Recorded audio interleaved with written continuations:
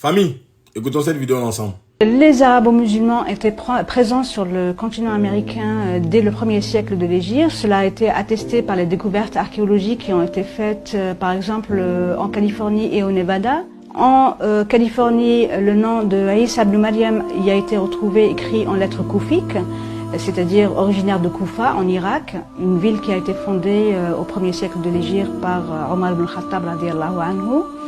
Et en ce qui concerne l'état du Nevada, on y a retrouvé le nom de Rasulullah sallallahu alayhi wa sallam écrit en caractères koufiques, donc qui ont permis aux chercheurs américains de Harvard et de Californie de dater la présence des arabo-musulmans comme remontant au 1er siècle de l'Hégire, c'est-à-dire entre 650 et 700 de l'ère chrétienne. Par ailleurs, un certain nombre également de navires, d'épaves de navires ont été retrouvés au large du Honduras et du Venezuela. Dans ces navires, il y avait des pièces de monnaie qui dataient de plusieurs siècles avant Christophe Colomb. De plus, 150 ans avant la fameuse découverte de l'Amérique par Christophe Colomb, qui vivait dans un monastère au sud de l'Espagne, à Palos de la Frontera, vivait un moine franciscain qui a effectué un voyage en 1350 environ, de l'ère donc chrétienne, en compagnie des Arabes du Maghreb vers les îles Caraïbes. Les arabo-musulmans ont découvert l'Amérique avant Christophe Colomb. Quand on dit aux gens ici que les Américains utilisent des lois venant de l'islam là, les gens disent que non, je suis en train de délirer. Vous avez entendu, non? Les arabo-musulmans ont découvert l'Amérique avant Christophe Colomb. C'est pas fini. Même nous-mêmes, les Africains, là, on a découvert l'Amérique avant Christophe Colomb.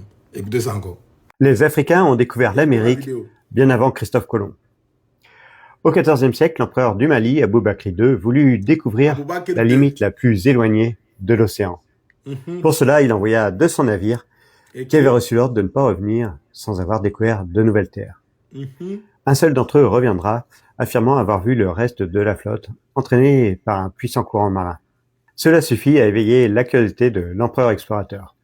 Abandonnant tout le pouvoir et tout l'or pour la connaissance et la découverte, il prit la tête d'une nouvelle flotte. Il ne reviendra jamais, mais 2 siècles après, les expéditions européennes répandront la rumeur d'une présence africaine sur le nouveau continent.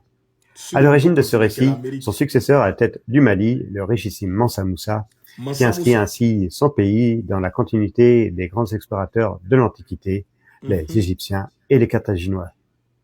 L'empereur Aboubakri II du Mali, au XIVe siècle, envoie plus de 200 navires et puis il leur dit, tant que vous n'avez pas trouvé quelque chose derrière l'eau là, il n'est pas où vous voyez ici.